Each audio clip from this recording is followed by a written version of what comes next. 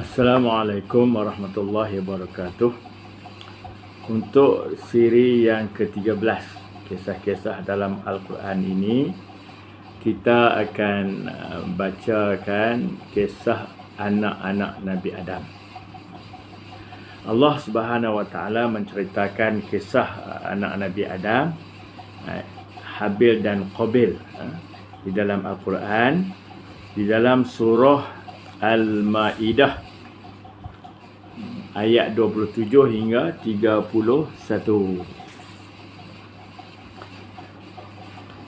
A'udzu billahi minasyaitonir rajim. Bismillahirrahmanirrahim. Watlu 'alaihim naba'a ibnai Adam bil haqq idh qarraba qurbanan fatuqabbala min ahadihima wa lam yutaqabbal minal akhar. Qala aqtulannak qala innama yataqabbalullahu minal muttaqin. Sadaqallahul azim. Ayat 27 daripada surah Al-Maidah. Baik. Makna dia, watlu alaihim naba'a ibnai Adam bil haqq, dan ceritakanlah kepada mereka. Allah Ta'ala bagi tahu kepada Nabi Muhammad sallallahu alaihi wasallam, ceritakan kepada mereka berita ataupun cerita ataupun kisah dua orang anak Nabi Adam, iaitu kisah yang benar. Kisah ni tak ada lagi ahli sejarah, sebab manusia pertama kisah Nabi Adam ni, manusia pertama, dan tak ada lagi lah ahli-ahli sejarah yang nak tulis sejarah. Maka Allah Ta'ala cerita kepada kita, barulah kita tahu. Allah cerita kepada Nabi-Nabi yang lain pun Allah Ta'ala cerita, kat Nabi Musa, Nabi Ibrahim, Nabi sebelum Nabi Muhammad SAW, semua Allah Ta'ala cerita melalui kitab masing-masing, melalui wahyu. Kemudian kepada Nabi Muhammad SAW Allah juga cerita, dan kita pun dapat. Ini cerita di antara ceritanya lah. Allah Ta'ala kata cerita dua orang anak Nabi Adam yang betul, kisah yang benar. Dua anak Nabi Adam ni iaitu cerita Habil dan Qabil.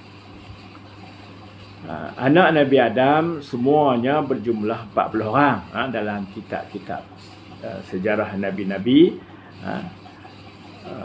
40 orang semua dia. 20 kali kelahiran. Maksudnya sekali bersalin, Siti Hawa bersalin, maka lahirlah anak kembar, laki-laki perempuan, laki-laki perempuan. Kan? Jadi hak mula-mula tu nombor 1 dengan nombor 2. Namun yang sulung Qabil, maka kembar dia bernama Iklimah. Kembar dia bernama Iklimah. Dan yang nombor 2 Habil, lahir yang kedua Habil, dan kembarnya Labudah.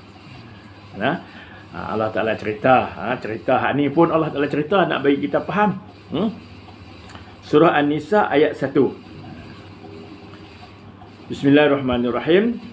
Ya ayyuhan nasu taqu rabbakumul ladzi khalaqakum min nafsin wahidah wa khalaqa minha zawjaha wa bassa minhuma rijalan katsiran wa nisaa. Wahai manusia, Allah Ta'ala kata, wahai manusia, takutlah kepada Tuhan kamu yang telah menciptakan kamu daripada jiwa yang satu. Jiwa yang satu ni Nabi Adam lah. Wa khalaqa minha zawjaha, dan Allah Ta'ala menjadikan daripada jiwa yang satu itu isterinya, pasangan hidupnya. Wa bassa minhuma, dan menyebarkan daripada mereka berdua itu, Adam dan Hawa ni, rijalan katsira, laki-laki yang banyak, wa nisaa, dan juga perempuan. Maksudnya laki-laki perempuan yang bertebaran, yang kita semua ni asalnya daripada Nabi Adam dan Hawa. Anak cucu Nabi Adam, anak 40, kemudian cucu cicit piut apa semua tu, maka kata ulama berjumlah 40,000 orang ketika hayat dia. Sampai ke kiamat tu apa, tak tahulah bilion-bilion, juta-juta, trilion-trilion kan. Jadi masa hayat dia tu 40,000 orang. Baik, kita kembali pada cerita dua anak Nabi Adam yang pertama ni, satu dengan dua. Mereka membesar dan di bawah asuhan Nabi Adam AS dengan ajaran-ajaran yang berdasarkan kepada wahyu ilahi, kan. Kemudian sampailah peringkat nak berkahwin, maka Nabi Adam nak berkahwinkan mereka secara berselang. Syariat Nabi Adam kahwin cara berselang, kan, selang. Iaitu Qabil kena menikah dengan kembar Habil, iaitu Labuda, dan Habil adik ni menikah dengan kembar Qabil, iaitu Iklimah. Bila sampai tang ni, Qabil ni dia kurang takwa dia. Jadi dia lawan, dia kata dia tak setuju.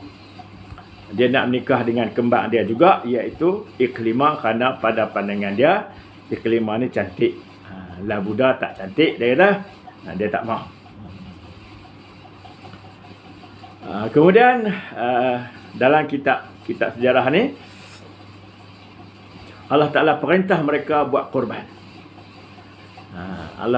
Jadi Allah Ta'ala perintah buat korban ni kepada Habil dan Qabil. Qabil dan Habil ini, iaitu iz qarraba qurbanan fatuqabbala min ahadihima wa lam yutaqabbal min al-akhar. Ketika mereka berdua, Habil dan Qabil ini buat korban, maka Allah Ta'ala terima salah satu daripada keduanya dan tidak menerima yang seorang lagi. Siapa dia tu? Siapa dia? Korban siapa yang diterima oleh Allah dan korban siapa yang tidak diterima oleh Allah Subhanahu Wa Taala. Qabil ni, dia abang, dia seorang petani. Jadi dia berkorban gandum. Dia pilih gandum yang busuk, yang tak elok. Mana tak ikhlas lah, dan tidak ada takwa. Habil pula, dia seorang penternak. Dia ambil kambing yang gemuk, yang comel, yang dia sayang. Itu maknanya dia takwa.